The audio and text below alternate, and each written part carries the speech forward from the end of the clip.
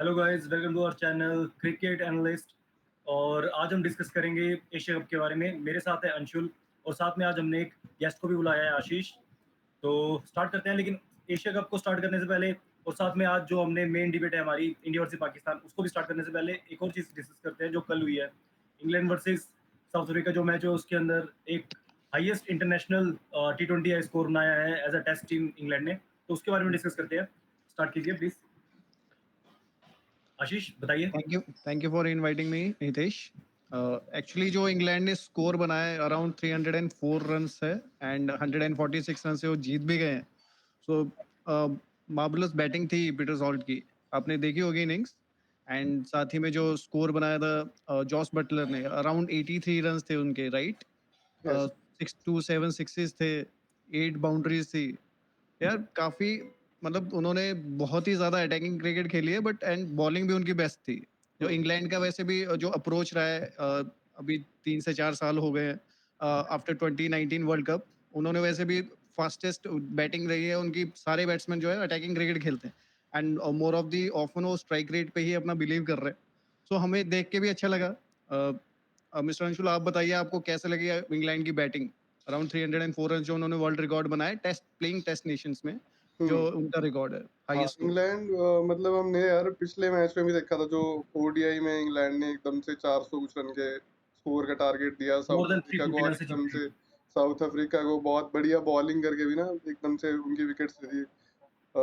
लगातार मतलब 2 मैचों में साउथ अफ्रीका के against record breaking type scores इन्होंने खड़े कर दिए, और विन्स भी मतलब काफी बड़े मार्जिन से लिए। मतलब साउथ अफ्रीका से एक तो सही ये बात। एक्सपेक्ट किया जाता है कि वो एक अच्छे चैलेंजर बन के तो आए कम से कम सामने।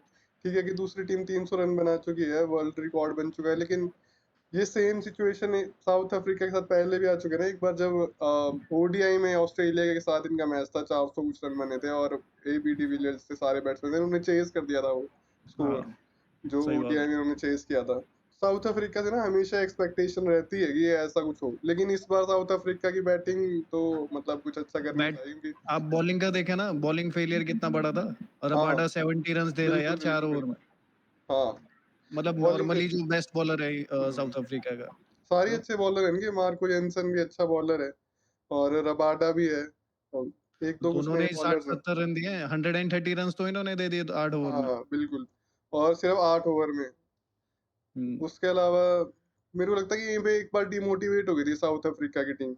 उसके बाद जब ये बैटिंग करने आए तो ओपनिंग में ठीक है, एडन मार्करम ने थोड़ी कोशिश की, 20 बॉलों में 40 रन मारे, और रिकल्टन ने भी 10 बॉलों में 20 रन मारे, लेकिन कुछ हम्म। खास उसके बाद मिडल ऑर्डर कोलैप्स की वजह से कुछ कर नहीं पाए ये। एक्चुअली इनका पता क्या हुआ, जो वनडे सीरीज हुई थी ना उसमें भी सेम ही था। हाँ इंग्लैंड वाले जैसे बड़ा स्कोर कर रहे थे, ये चेज करने जा रहे थे और इनसे नहीं हो रहा था चेज। चेज भी ये आसपास भी नहीं आ रहे थे। हाँ प्रॉब्लम ये है कि वो चेज डाउन करने का इनको स्टैट ही नहीं पता कि हमें किस वे से जाना है, किस पेस पे जाना है। हाँ हाँ हाँ तो जैसे यही प्रॉब्लम हो रही है साउथ अफ्रीका को। थोड़ा सा एक्सपीरियंस कम है इस टाइम। उनका जो मार्करम है, वो वनडे की बात कर रहा हूँ, वनडे में मार्करम है जो थोड़ा एक्सपीरियंस बैट्समैन है। तो एक साथ उनके जो रिटायरमेंट भी हुई है और बाकी इनएक्सपीरियंस बहुत झलकता है उनकी बैटिंग से ना। हाँ प्रॉपरली वो चेज डाउन को क्रैक नहीं कर पाते जैसे इंडिया के पास जो बैट्समैन हैं। हाँ हाँ हाँ तो वो बेस मैं स्ट्रांग नहीं है मैं उनका। इस पे कुछ कहना चाहूंगा कि साउथ अफ्रीका की जो फॉर्म रही है, प्राइम रही है पिछले 2 साल से वो सब हम्म, कुछ जीत रहे हैं। हर एक चीज में वो बेस्ट खेल रहे हैं, हम्म कहीं पे कोई इशू नहीं आया है। और इंग्लैंड की जो, अगर टेस्ट को हटा दिया जाए तो इस टाइम पे जो हम्म। ओडीआई और T20 रैंकिंग है वो भी अच्छी नहीं है। मेरे ख्याल से 5th से स्टार्ट किया था उन्होंने, जब हाँ, सीरीज हार तो स्टार्ट रहे की हैं है। वो वैसे। और ओडीआई जो था वो 7th या 8th पे इस टाइम इंग्लैंड। इंग्लैंड की हालत कोई अच्छी नहीं है व्हाइट बॉल क्रिकेट में, लेकिन स्टिल सीरीज अभी भी वही आ रहे हैं, ओडीआई सीरीज भी वही आ रहे हैं। T20 में भी अच्छा नहीं किया उन्होंने फर्स्ट में, लेकिन सेकंड में आके उन्होंने रिकॉर्ड बनाया, और सेम ओडीआई में भी उन्होंने थर्ड मैच में आके रिकॉर्ड बनाया। तो हाँ, चीज 414 रन बनाए थे जीत उन्होंने, 72 जीत रन पे ऑल साउथ आउट भी अफ्रीका कर ही दिया। रही है। लेकिन दिक्कत आ रही है इंग्लैंड साउथ अफ्रीका की, कि जब कोई एक मैच ऐसा इंग्लैंड जरूर खेल रही है कि वो वर्ल्ड रिकॉर्ड पे जा रहा है, तो इंग्लैंड या तो बहुत ज्यादा अच्छी टीम है, या तो बस वो ब्लिंक ऑफ द आई खेल रही है कि कोई भी मैच में या तो बिल्कुल ही बड़ा स्कोर बना देना, या तो किसी मैच में बिल्कुल एक वन साइडेड ही हार जाना। इंग्लैंड अब हाँ, उसकी टीम बन चुकी है। हितेश, मैंने वही कहा कि उन्होंने जैसे ही वो बड़ा स्कोर देख रहे हैं साउथ अफ्रीका वाले, उनको क्रैक डाउन नहीं करना आ रहा कि चेज हम्म, हम कैसे करें, किस पेस पे करें। वो हाँ वैसे ही फॉलो हो जाते हैं। उनको पता ही नहीं लग रहा है टारगेट तो टारगेट के कहाँ ही पास चेज़ कैसे होगा, ये तो बहुत ही बड़ा टारगेट हो गया, नहीं तो अनअचीवेबल हो गया था ये। आस-पास तो होना चाहिए था ना 220 250 कुछ तो करते बिल्कुल। उन्होंने और स्टार्टिंग से विकेट पता इतना ही किया कि फ्लैट था। जितना हिट कर सकते हैं करो। तो आज का मेन हमारा मैच तो ये है, इंडिया वर्सेस पाकिस्तान। आज शाम को 8 बजे शुरू होगा एशिया कप में, दुबई इंटरनेशनल क्रिकेट ग्राउंड में खेला जाएगा ये मैच। भैया सबसे पहली डिबेट तो ये है कि ये मैच होना चाहिए या नहीं होना चाहिए, जो सब जगह फैली हुई है। आप बताओ पहले तो अपने ओपिनियन दो। मिस्टर अंशुल आप बताओ पहले। मेरा पॉइंट ये है कि मैच हो रहा है, ठीक है, मतलब मैच हो रहा है, एज अ स्पोर्ट्समैन स्पिरिट हम देख रहे हैं इसको। और एक चीज़ मैं इससे पहले दिखाना चाहूँगा, हम मैच डिस्कस करें उससे पहले, हुँ, कि ये कुछ चीज़ें हैं जो मैच से पहले ना हमको इमेजेस दिखी। जैसे ये एक इमेज थी कि इंडिया के कैप्टन सूर्य कुमार आसिफ मुनीर के साथ हैंडशेक कर रहे हैं। ठीक है यार, तुम मैच खेलने जा रहे हो दुबई में, एज अ स्पोर्ट्समैन स्पिरिट दिखा रहे हो, लेकिन आसिफ मुनीर तो कोई स्पोर्ट्स का बंदा नहीं है ना, ये दूसरी कंट्री का आर्मी का मेन जनरल है। और सही इसकी वजह से इतने लोगों की लाइफ्स गई है। जो पुलवामा में अटैक हुआ वहाँ पे लोगों की लाइफ गई, उसके बाद जो ड्रोन स्ट्राइक्स हुई उसमें लोगों की लाइफ गई, आर्मी पर्सनल की भी लाइफ गई, और आम जनता की को भी इतना नुकसान हुआ। तो इस चीज़ की कोई सेंस नहीं बनती मेरे हिसाब से। या तो हम ये कहें कि जो हम कह रहे थे पहले कि स्पोर्ट्स और पॉलिटिक्स को अलग अलग रखा जाए, तो ये तो स्पोर्ट्स नहीं है ना। आसिफ मनी कौन है ये? सिर्फ आर्मी जनरल है। पाकिस्तान क्रिकेट बोर्ड का तो कोई आदमी नहीं है, ये पाकिस्तान क्रिकेट टीम का तो कोई आदमी नहीं है। तो ऐसी ऐसी चीज़ें मेरे को नहीं लगता ये सही है। मैच अपनी जगह है, ये पॉलिटिक्स अपनी जगह है। अगर हम इन दोनों चीज़ों को अलग रख रहे हैं ना, तो फिर ये कनेक्शन भी अलग अलग रहने चाहिए। कि कम से कम इतनी तो एक हमको क्या कहते हैं इसको, इतनी सोच तो रखनी चाहिए ना कि लोग अभी भी पाकिस्तान से दुखी हैं उनके दिल में ना, उनको भी कुछ ज़्यादा टाइम नहीं हुआ है, 1 साल भी नहीं हुआ है, आधा साल भी नहीं हुआ है। उससे पहले ही हम इतनी सारी चीज़ें भूल सही के बात है। हाँ, मैं भी एक्चुअली मैच के लिए काफ़ी एक्साइटेड था बट मतलब इतना भी नहीं, बट ये फ़ोटो देखने के बाद थोड़ा-सा ऐसा लगा यार कि क्या हो क्या रहा है यहाँ पे? हुँ, आप खेल रहे हो ठीक है, आपका काम है वो करना, खेल लिया ठीक है। बट यार हाथ मिलाना उनके एक जेस्चर अच्छा था कि जब वो प्रेस कॉन्फ्रेंस हुई थी ना उसमें सूर्य कुमार और सलमान अली आगा ने हाथ हैंडशेक नहीं किया था हुँ, हुँ, आफ्टर प्रेस कॉन्फ्रेंस। तो वो ठीक है यार, आए बात की उन्होंने निकल गए अपना-अपना काम किया है। बट ये जो इन्होंने चीज़ की है ना जो भी सर्कमस्टेंसेस है आप हाथ हैंडशेक नहीं कर सकते यार, आप हाँ। आपकी कंट्री फर्स्ट है। और आप इससे क्रिकेट मिल ही खेलने क्यों जा रहे रहे हो, हैं हम? क्रिकेटर हो ये तो है कौन, ये इसकी कोई रेलेवेंस तो है नहीं क्रिकेट के फील्ड पे। इससे हम मिल क्यों रहे हैं? पहली बात तो ये है। वही ना। इसको अलाउ क्यों किया जा रहा है इंडियन टीम के पास, और इंडियन टीम ही क्यों अलाउ कर रही है इसको कि भाई तू आजा हमसे मिल ले। एग्ज़ैक्टली सही मेरा बात भी है। यही है, मेरा भी यही क्वेश्चन है कि सिर्फ़ और सिर्फ़ पाकिस्तान स्पोर्ट्स टीम को यहाँ पे होना चाहिए था और इंडियन स्पोर्ट्स टीम को होना चाहिए था। हुँ, ये जो बाकी बंदे अलाउ किए जा रहे हैं पॉलिटिकल, ये गलत है। अगर पॉलिटिकल अलाउ हो रहे हैं, तो फिर तो मैच में भी इंटरप्शन आएगी। हाँ। फिर और दोनों मैच तरफ में से गलती है। इंटरप्शन का एक और दूसरी इमेज हम देखते हैं इसी से रिलेटेड, ये जो बीसीसीआई कह रहा है कि हम इनविजिबल बॉयकॉट करेंगे, हम मैच हाँ, देखने नहीं जाएँगे यही वहाँ क्या मज़ा स्टेडियम में। ये मुझे कोई कुछ कोई भी ख़ास चीज़ सेंस नहीं नहीं बनती लगती। इस बात की। तुम बिल्कुल हमें नहीं। क्या पता तुम घर में टीवी पे मैच देख रहे हो। हाँ जी। मतलब ये मज़ाक की बात है कोई? ये हाँ क्या यार, ब्रेकिंग क्या है न्यूज़? ये? कोई कैसा बॉयकॉट है? अगर बॉयकॉट है तो फिर तो मैच बॉयकॉट होना चाहिए ना पूरा का मैच पूरा। बॉयकॉट होना चाहिए, हाँ, देखना बॉयकॉट करने से क्या फ़ायदा है? मतलब और वो ये मेरे को बीसीसीआई अभी तक बोल रही समझ है नहीं आई। अगर वो चाहती तो पहले ही पूरा मैच बॉयकॉट कर सकती थी। ये सही बात इनविजिबल है। बॉयकॉट तो मुझे नहीं लगता सही है। या तो मैच होना चाहिए या तो मैच नहीं होना चाहिए बस। हाँ। ये तो इन्होंने कल किया है ना, जब इन्होंने देखा कि पब्लिक सेंटीमेंट्स हर्ट हो रहे हैं। ये हाथ मिलाने वाली फ़ोटोज़ वगैरह जब वायरल हुई, उसके बाद पब्लिक सेंटीमेंट्स हर्ट हुए। हाँ, उसके बाद अपना बीसीसीआई को लगा कि अब हमको कुछ तो करना ही चाहिए यार, क्या करें अब? ये वही कर बात आ लिया। गई ना, अब ये सारी बातें पॉलिटिकल थ्रिलर्स में आ गई। अब ये हाँ। बात वही आ गई कि मुझे हमें मतलब कि लोगों के सेंटिमेंट्स को कैसे होल्ड करना है, कैसे बताना है कि हम भी उनके साथ हैं। वो हुँ। वाली चीज़ नहीं होनी चाहिए। या तो स्पोर्ट्स को अलग ही रखो, हाँ। पॉलिटिक्स बिल्कुल अलग होनी चाहिए, स्पोर्ट्स बिल्कुल अलग होना चाहिए। अगर दोनों चीज़ें मिसमैच हो रही है तो फिर तो गलत है। बचने के लिए पल्ला झाड़ लिया हाँ, कि पल्ला देखो झाड़ हम लिया। भी बॉयकॉट कर रहे हैं, हम भी कुछ कर रहे हैं अपने देश के लिए, हुँ। ये कर रहे हैं। मतलब कोई बेनिफिट नहीं है इस टाइम। आईसीसी का हेड जय शाह है, इंडियन है वो बंदा। देखिए, कोई और फ़ायदा नहीं, हमारे यहाँ डिबेट करके भी कोई ख़ास फ़ायदा नहीं होगा। हाँ। होना हाँ, वही है जो बीसीसीआई चाहेगी, जो यहाँ पे पॉलिटिक्स में चल रहा है वो चलता रहेगा, जो स्पोर्ट्स अथॉरिटी चाहेगी वही होगा। हुँ। बिग मनी इन्वॉल्व्ड है, अगर बिग मनी इन्वॉल्व नहीं होती तो शायद ये बॉयकॉट भी हो जाता। सही तो बात है। बात सारी यही है। चलिए आगे करते हैं, किया हम था मैच ना, के बारे में डिस्कस करते हैं। लेजेंड्स का किया था ना उन्होंने बॉयकॉट। लेजेंड्स का हाँ, बॉयकॉट किया बिग था। मनी इन्वॉल्व नहीं थी इसलिए हाँ। हाँ, बॉयकॉट हो वही गया। ना इसीलिए यही था, रीज़न ही यही है। यही है यार इसमें मतलब। चलो एक सेकंड में वापस जाते हैं हम अपने इस पे आते हैं हेड टू हेड पर। कि आज का मैच है इसमें। हेड टू हेड देख लेते हैं एक बार हम इंडिया और पाकिस्तान के। तो T20 इंटरनेशनल में इंडिया 9 मैच जीता है, पाकिस्तान 3 जीता है और एक मैच नो रिजल्ट रहा है अभी तक। तो इंडिया अपर और हैंड तो देखो इंडिया का ही है वैसे भी। हाँ क्यों क्यों हितेश? बिल्कुल इंडिया अच्छा है। इंडिया की इस टाइम पे प्राइम फॉर्म भी चल रही है। पिछले 10-12 साल से इंडिया बहुत अच्छा कर रहा है। तो मैं 10-12 साल की 15 साल बोलूंगा, 2010 के बाद से अच्छा ही कर रहा है। और पाकिस्तान की टीम बार बार चेंज हो रही है, शायद यही इनके लिए एक ड्रॉबैक है कि बार बार प्लेयर चेंज होने, कैप्टनसी चेंज होनी, कंट्रोवर्शियल्स होने, लड़ जाने आपस में, तो ये चीजें ही पाकिस्तान को नीचे कर रही है। चेंज तो यार इंडिया का स्क्वाड भी हो रहा है बिल्कुल। जैसे इस बार जो लेके गए हैं इंडिया का प्लेइंग 15 लोगों को लेके गए हैं बिल्कुल। ये फ्यूचर स्क्वाड काफी है, नए लोग हैं ये हाँ, फ्यूचर लेकिन स्क्वाड है। इंडिया का जो चेंज है वो इंडिया की डेप्थ दिखा रहा है, इंडिया की वीकनेस नहीं दिखा रहा। पाकिस्तान की जो चेंजेस है वो ये दिखा रहा है कि स्टेबिलिटी नहीं है टीम में। स्टेबिलिटी नहीं है, एग्जैक्टली। उन्होंने प्रिपेयर नहीं किए ना, वो उन्होंने 2 प्लेयर खिलाए अपने, बाबर आजम और रिजवान, बस उनके हाँ बेस पे वो सारे टूर्नामेंट्स खेले हैं। अब वो परफॉर्मेंस दे नहीं रहे, अब हम्म चेंज करना पड़ रहा है, तो देख लो उनकी हालत। हाँ, इंडिया के पास ग्रूम नहीं किए बहुत प्लेयर्स। सही डेप्थ है, हर पोजीशन पे डेप्थ है। मतलब इस स्क्वाड की हम बात कर रहे थे आशीष पिछले मैच वीडियो में, तो हमने बात करी थी कि कितने बड़े नाम है जो स्क्वाड में नहीं है। वर्ल्ड में नहीं है हाँ, इंडियन टीम में। फिर भी इंडिया का स्क्वाड वीक नहीं नजर आता कहीं से भी उन बड़े नामों के बिना भी। क्या लगता है आपको अभी पाकिस्तान के अगेंस्ट में क्या स्क्वाड इंडिया खिलाना चाहिए? लाइक सेम 11 के साथ जाएंगी या फिर कोई चेंजेस मुझे आपको लगता लगता है है कि करने चाहिए? चेंज तो नहीं होगा, क्योंकि विनिंग कॉम्बिनेशन तो चेंज नहीं करेंगे और पिच भी हम्म, पूरी बॉलिंग ट्रैक है, तो मुझे नहीं लगता ये चेंज करेगी कुछ भी। और बट अच्छा कर रहे हैं, तीनों स्पिनर्स अच्छा कर रहे हैं।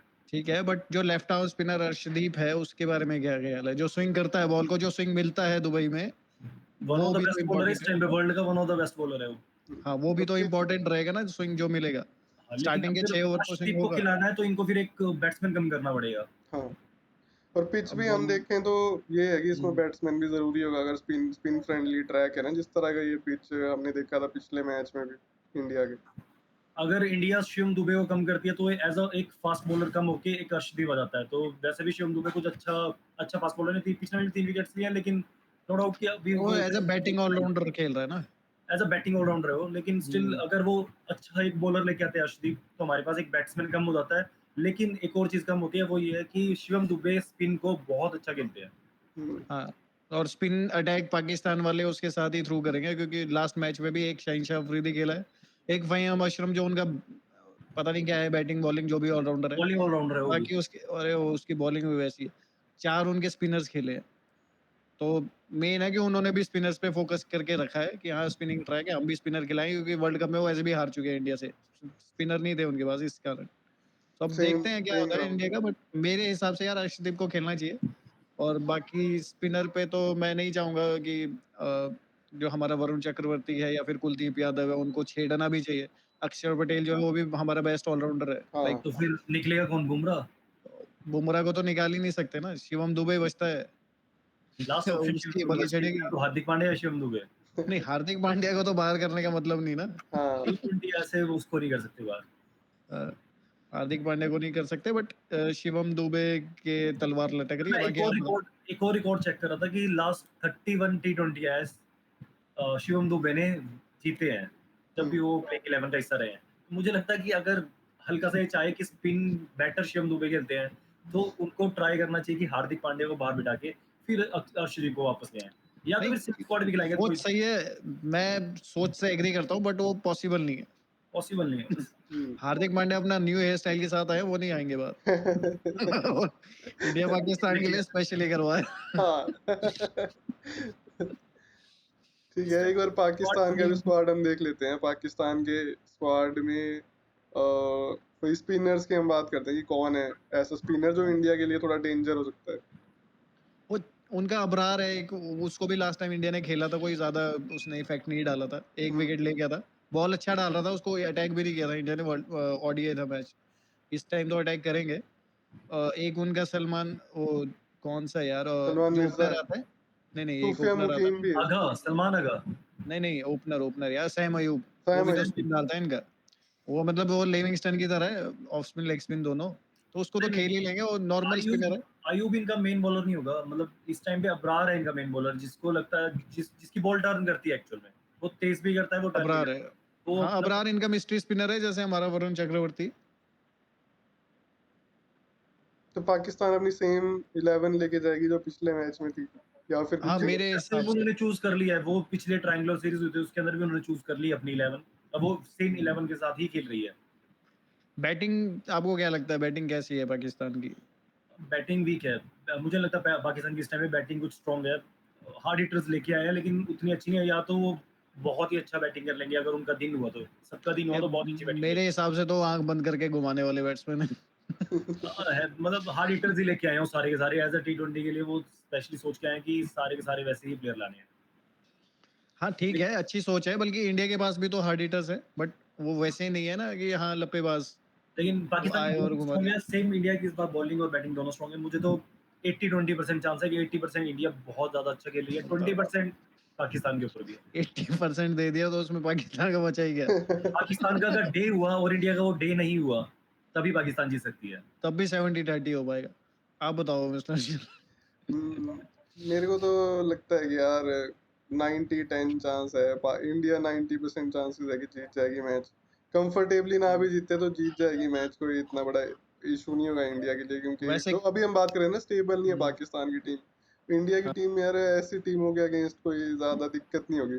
फिर भी अगर हम बात करें तो आपको क्या लगता है दोनों को कि क्या प्रोजेक्टेड स्कोर्स होंगे, और कितना तक मुझे लगता है अगर पाकिस्तान या इंडिया की अगर जीत इस टाइम पे इंडिया बॉलिंग करती है और पाकिस्तान बैटिंग करती है तो अराउंड अराउंड 150 टू 170 पाकिस्तान का स्कोर रहेगा। 170 बहुत ज्यादा बोल पाएगी? अराउंड अराउंड यही रहेगा। 150 उनका हाईएस्ट जा सकता है कि वो ज्यादा 150 बना दे। 150 टू 170 रहेगा प्रोजेक्टेड स्कोर मेरा। हाँ मतलब अगर इंडिया बैटिंग करता है तो 180 के अराउंड मेरे को लगता है कि इंडिया 180 बैटिंग करता 90 है भी तो अगर 160 रहे। टू 180 हो जाएगा, यही हाँ, प्रोजेक्टेड स्कोर रहेगा। इससे पाकिस्तान का 130 टू 150 लग रहा है यार। ओके। उनकी आपने खुद ही बोला बैटिंग उनकी अच्छी नहीं है, वैसे भी हाँ। अगर उनका दिन नहीं हो तो 100 से नीचे भी आउट हो जाएंगे। नहीं नहीं नहीं नहीं, ऐसा नहीं ऐसी है, वो खेल नहीं रहे हैं, वो इस पिच पे पिछले 1.5 महीने से है, वो इसी जगह पे खेल रहे हैं 1.5 महीने से। वो बचपन से खेल रहे हैं उधर, वो अभी तक नहीं सीख पाए। वो वर्ल्ड कप में भी वो यही रो रहे थे कि इंडिया वालों को तुमने एक ही वो दे दिया है। यही खेल रहे यही खेल रहे। चलो यही है, ऐसा ही है। अब उनको रोना है, उनको क्या करना है, वो उनके ऊपर डिपेंड करता है, लेकिन स्टिल यही रहेगी, फिगर्स तो यही है। बाकी अपने प्रोजेक्ट स्कोर्स बताइए, आशीष आप बताइए पहले। पाकिस्तान अगर बैटिंग करता है तो 130, और इंडिया बैटिंग करता है तो 180 190, इतना तो हो जाएगा ही जाएगा। अंशुल आप बताइए। मैं भी ऑलमोस्ट आशीष के साथ एग्री करूंगा कि अगर पाकिस्तान पहले बैटिंग करी है तो 130 140, ज्यादा से ज्यादा 150 तक जा सकती है मतलब पाकिस्तान। ऐसे एस्टिमेशन कोई 130 टू 140 मतलब आपका। हाँ, 130 टू 140। और अगर इंडिया बैटिंग कर रही है तो वही अराउंड 170 से 180 के आसपास मैं एक्सपेक्ट करूंगा हाँ, इंडिया की बैटिंग से, अगर पहले कर रहे हैं। और बिल्कुल। फिर अगर इंडिया चेज ही कर रही है, वो 150 के आसपास इनका स्कोर है पाकिस्तान का, तो इंडिया मेरे को लगता है कि काफी जल्दी चेज कर लेगी, नहीं, और चेज अगर सही करने पे रन आई रेट ना के साथ कर तो लेगी। मैं बताता हूँ, चेज करने पे आई ना तो इतना इजी चेज नहीं होगा, क्योंकि स्पिनिंग ट्रैक है ना, तो टाइम लगे, बट इंडिया कर लेगी चेज। हाँ हाँ। बाकी हितेश अच्छा बताएंगे मैं अपना एक और चीज बता देता हूँ, तो जो पहले बॉलिंग करेगा उसको एक एडवांटेज है आज, वो है ड्यू फैक्टर का, कि आज ड्यू आएगी आएगी जो लास्ट मैच में हुआ था। हाँ, तो ड्यू हाँ। जब आएगी तो चेज करना बहुत ज्यादा इजी हो जाएगा। तो जो चेज करना पहले इजी हो जाता बैटिंग है, कर रही है उसको बड़ा स्कोर बनाना ही पड़ेगा अगर मैच जीतना है तो। बट स्टिल बॉल टर्न कर रहा था, अगर आपने मैच देखा होगा, बॉल इतना टर्न आगे कर तक रहा कैसे, था। जो कल का मैच गया ना उसके अंदर जो मतलब 8 ओवर तक ही जो हुआ है, जो हल्की सी चेंजेस हुई, 8 ओवर के बाद तो बिल्कुल वन साइडेड मैच हो गया श्रीलंका के लिए। श्रीलंका चेज कर रही थी और इजी चेज कर रही थी फिर वो। नहीं, श्रीलंका की तो चलो बैटिंग लाइनअप भी अच्छी है, पाकिस्तान से तो अच्छी है। हाँ, सेम मेरे बाकी को इसलिए बांग्लादेश लगता की है कि बॉलिंग भी थोड़ी हल्की थी। हाँ, वो इसलिए मेरे को लगता है कि इंडिया भी जल्दी चेज कर लेगी अगर इंडिया को चेज हाँ, करना है। वो हो सकता है। चेज हुआ तब तो बहुत इजी चेज होगा क्योंकि ड्यू फैक्टर भी आ जाएगा। हाँ हाँ। स्पिनर से जब फेल हो गए इस पिच पे तो फिर तो कोई फायदा ही नहीं है। हाँ, अगर स्पिन होना बंद हो गया तो कोई मतलब नहीं है ना, क्योंकि स्पिनर ही खिला रहे हैं दोनों टीमें, वैसे हाँ 3-3 हाँ। 4-4 स्पिनर खेल ही रहे हैं। इंडिया के पास भी 4 है वैसे तो। हम्म, अगर देखें तो अभिषेक शर्मा भी स्पिन कर लेते हैं। हाँ, वैसे तो वो सूर्य कुमार यादव ने भी डाला था ओवर। सूर्य कुमार तो पहली बॉल पे विकेट ली थी, ये तो ज्यादा बड़े बॉलर हो गए। ओके चलो, तो आज का ठीक है, फर्स्ट आज मैच। की अपनी डिस्कशन यहीं पे हम पॉज करते हैं, इसके बाद हम फिर से मिलेंगे शाम को मैच मैच के के बाद मिलते रिव्यू के साथ। और please like and subscribe and share if you like. हैं, डेफिनेटली करेंगे यार। Thank you Ashish for joining us, no and problem, very thank you very much guys. Bye guys.